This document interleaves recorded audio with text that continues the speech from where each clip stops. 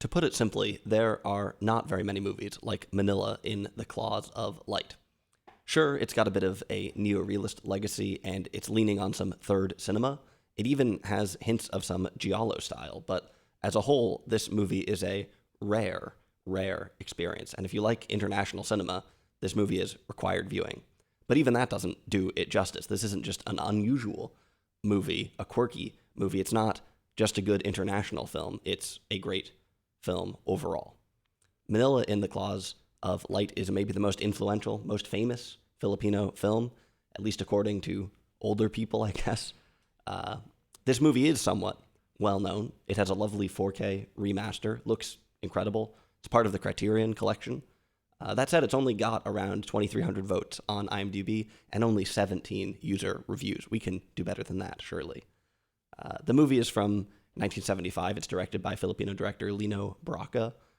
This is not a Hollywood movie set in the Philippines. It's not an Australian movie or a Soviet movie set in the Philippines. This is a Filipino movie. And it's obvious every second along the way. In terms of images, it's obvious.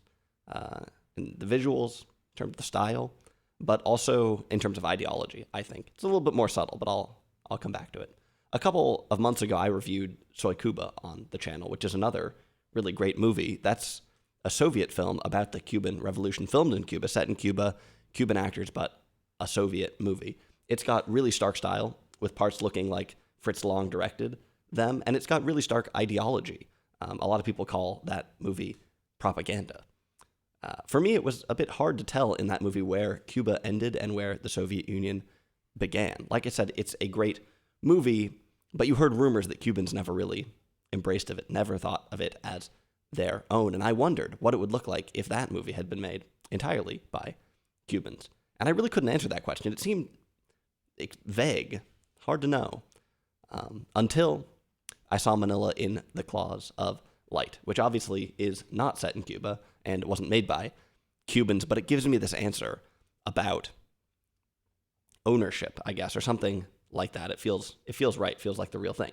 Now, I'm trying to avoid saying the word authentic here because that makes it sound a bit like a tourist experience, and I'm not really qualified to judge if it is authentic either. The point is that in Soy Cuba, we get the story of Cuba and its people, but there is also this big stylistic agenda in front of it. And obviously there's a big political agenda in front of it. And sure, the politics of that film maybe aren't so different from the politics of a lot of Cubans, but the moralistic purpose of the film still somehow supersedes a certain reality. It's very common when Hollywood goes on vacation to film a movie in paradise, to film a movie someplace else, that it takes along its own storylines, brings its own plot with it. We get some local color, but we have another, story, another framework to anchor everything. In Manila, in the Claws of Light, there is no other story other than that of Julio Majaga, the city, and its people. There's nothing else in that movie, and that's pretty cool. So what is the story? Well, Julio is a rural fisherman who comes to Manila looking for his girlfriend. He becomes a construction worker, and that's more than enough of a summary, I think. I'll talk a little bit about the politics in the movie later on, but I want to start with something a little bit simpler, which is the style. The style of this movie is actually all over the place. I kind of hinted at that already. It's possible there's some amateurism here, but it's possible the incohesion is intentional. I already mentioned some of the neo-realist and third cinema influence. From the brief plot summary, you can probably imagine how that stuff works out. Very working class movie, working class characters and locations. In a lot of places, this is a very stark film, both visually and narratively. Lots of good locations. Interestingly, though, this is also a melodramatic film. I mentioned that Julio is looking for his girlfriend. Her name is Ligaya Paraiso. And we get a bunch of flashbacks throughout the movie to them growing up together, to them being deeply in love. We see her silhouette against the sunset. We hear the violins playing. This is melodrama, no other word for it.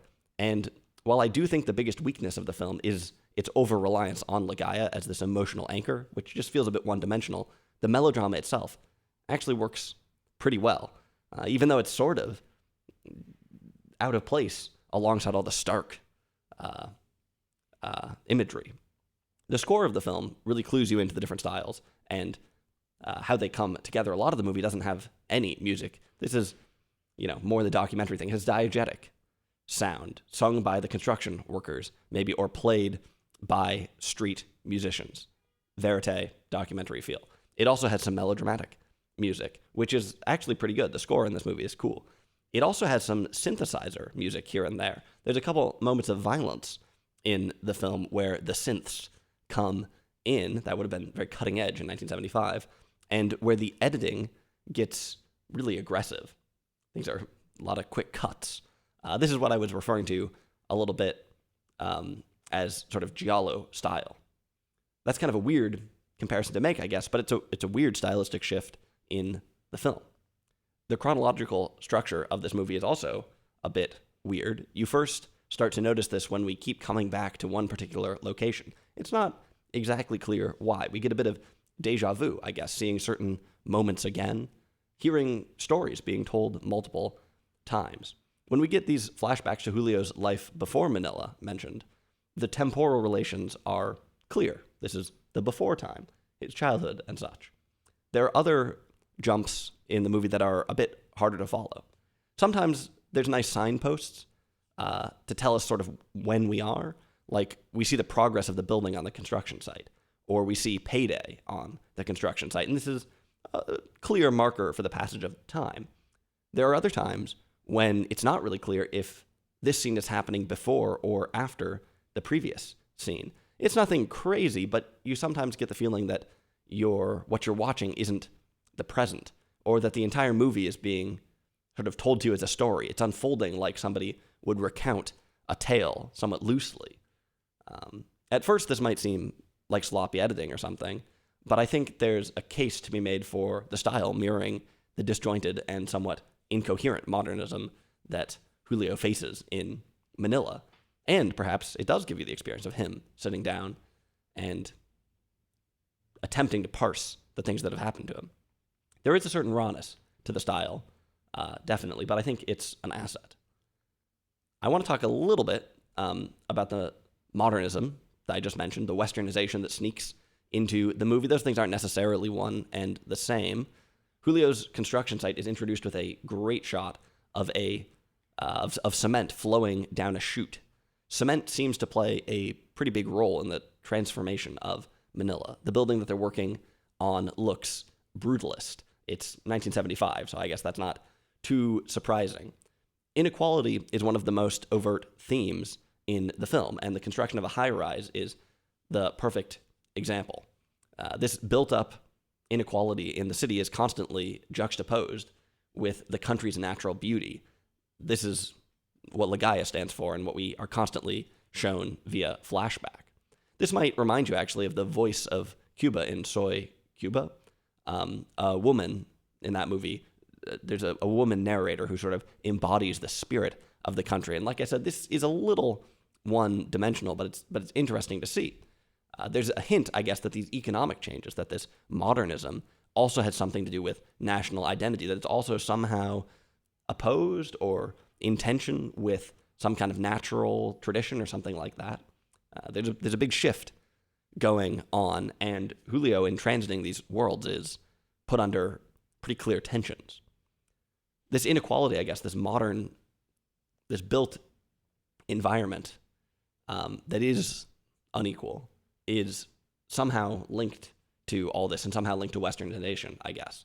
Now, granted, the legacy of these buildings is complicated, and the legacy of modernity is complicated. Some people probably were better off because of modern things. I don't want to paint a one-dimensional picture where construction is, evil Western stuff in every case. I think the movie is more subtle than that. Nonetheless, it slips in some telling details. For instance, you might notice that the richer a character is in this movie, the more English they speak. Or you might wonder why Tom Jones is playing on the jukebox.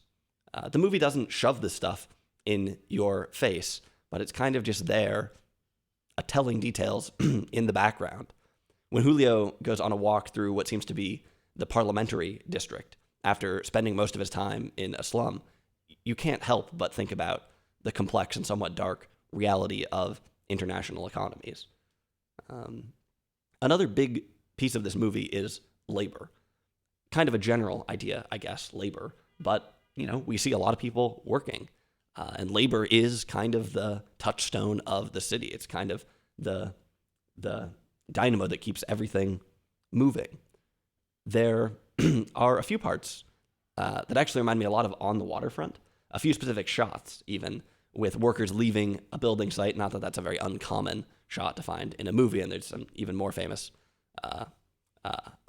some even earlier famous examples in silent film even. But there's also a scene where a construction worker is injured and everyone looks down from the floors above. You're kind of in the center of the building and everyone's looking down from the floors where they were working. This scene is extremely similar to a scene On the Waterfront where Carl Malden gives a phenomenal speech down in the hold of a ship. "This is my church," he says. It's funny that in On the Waterfront, the most famous line from it is the old "I could have been a contender" thing. I think Carl Malden's speech earlier on is, to me at least, more powerful. I don't know. But didn't catch on in the lexicon the same way, I guess. Anyway, very similar look. And there are hints of collectivism at the workplace here. The foreman is cruel.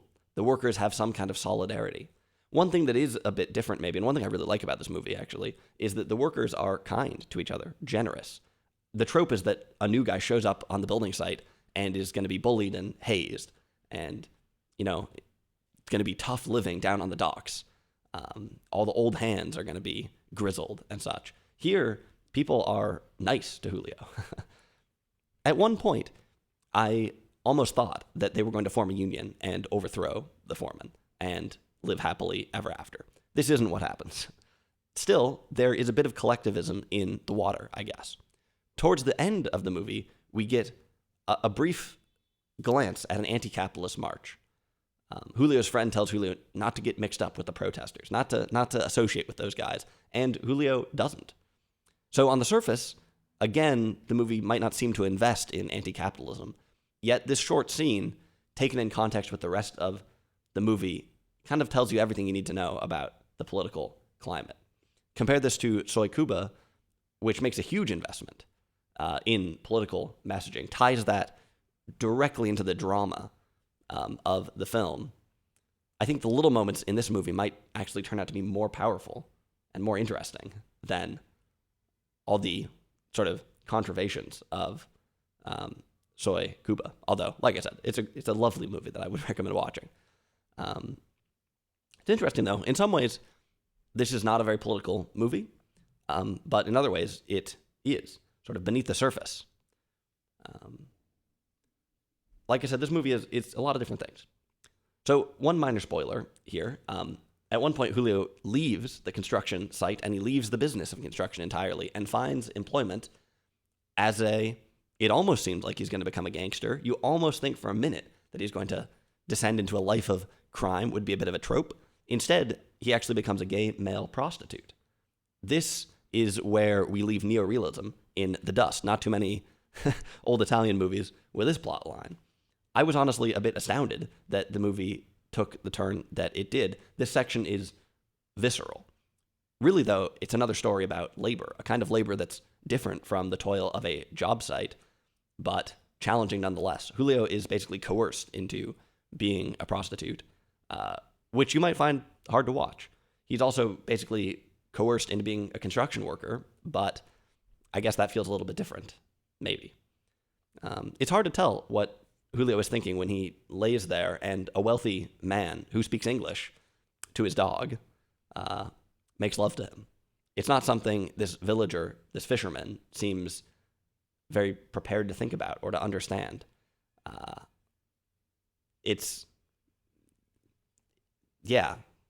Kind of blows his mind, I guess. I don't know. It is an extremely interesting piece of the movie.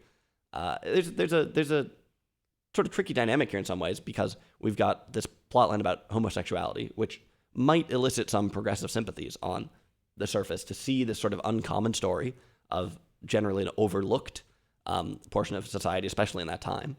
But at the same time, it's a story about coerced sex, rape even, which maybe doesn't elicit the same progressive sympathies. So I think this section might strike people in a few different ways. Like I said, it's visceral. I'm not sure exactly what people will make out of it. I was astounded that it was in the movie, and I'm glad that it is, because it is not a common perspective at all. Very interesting. I think the director, Lino Bracco, was gay. Some of his other films center more explicitly on a homosexual storyline.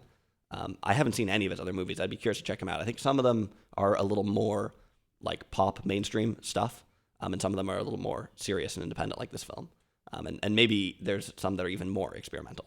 Apparently, he was actually raised as a Mormon. I don't really know the story of homosexuality in the Philippines in the 70s or now, but it's an interesting part of this movie. I had assumed it would be sort of too buried in taboo to show up in any relatively famous film from that time period, but nope. I mentioned that Julio doesn't really seem like he knows how to react. He doesn't really do anything when all this is happening to him, and he kind of slips into this world. I say coerced, but I mean, you'll have to watch the movie to see what you think. But he's invited into this world. He doesn't really know what's going on, I guess, and he's mostly silent. He mostly doesn't say anything. This is pretty common throughout the movie, actually. Julio has a few great moments of motivation. He takes a stand occasionally, but most often he seems to be at a loss. And this is one of the other big themes in the film, I think, which is the question of agency. Julio very rarely has it. The movie does a good job, I think, of showing us why he doesn't have it, why he is so often frozen, unable to act. It's not like it lays it out in some didactic format, but you just get the feeling that, yeah, he has nothing to say exactly in so many of these circumstances. This is a hard thing to get right in a movie, and a hard thing to understand or even to talk about in the real world, too. Some people will talk about there being a poverty mindset, about there being internalized poverty, about conditions of poverty shaping the way that people think, all these things. A lot of these ideas teeter on the pseudoscientific and can sound pretty judgmental, I guess. You know, it seems weird to say, oh, poor people think differently. That's an interesting thing to say. And these ideas have been used, I think, more than once to justify some unearned success from the wealthy, that they've just got a different mindset. They just think better or something like that. So these are sort of dicey ideas. You know, on the other hand, our conditions do shape the way that we act, you would think, and the way that we act does shape our conditions to some degree. So agency in the modern world is a very tricky thing to understand. And this intersects with plenty of like self-help gurus who are essentially preaching agency or whatever, talking about the mindset you need to have or something. They're all running afoul of these questions of agency in the modern world, which is tricky. It's a big theme of this movie. It's a big theme of this movie. I said in the beginning that the style might even hint at this, right? The sort of disjointed nature. This movie doesn't flinch at Julio's mistakes, and it doesn't turn them into didactic moments, but it is empathetic. And his hesitations and his silence, they speak loudly. And yes, there are moments where it hurts you a little bit to watch him be passive, but you understand that this is a part of the bigger picture, I guess. I want to bring up one final sort of contradiction, which is that this movie at some points feels a little predictable, a little inevitable. Inevitable might be a better word. The melodrama and the hard luck storylines, you kind of get a sense of how they are going to end. On the other hand, this movie is full of surprises. I've already mentioned one. I'm not going to spoil the others, but take my word for it, things don't go exactly how you might think in many different ways. Not only does the plot sort of, certain elements of the plot turn out differently, but also the structure of the film itself is a little unexpected at times. There's a few things that come really out of nowhere. Overall, this movie was a surprise for me, not just in the twisty bits, but overall, I was astounded, like I said, by this film. Sometimes when watching older movies or international, movies, you prepare yourself to be a bit confused or a bit bored. You prepare yourself to go back in time or something like that. That's not the case with Manila in the Claws of Light. This is a very engaging movie, and yes, it's a little rough here and there, but if anything, the rough edges point to real insight lurking beneath the surface. This is an extremely dynamic movie with a lot of different pieces, but in and among those pieces are some pretty brutal truths and some pretty nuanced insights, both. And that's pretty cool. So obviously, I recommend this movie, and I may be scoping out some other Lino Brocca films to see if he ever did it again.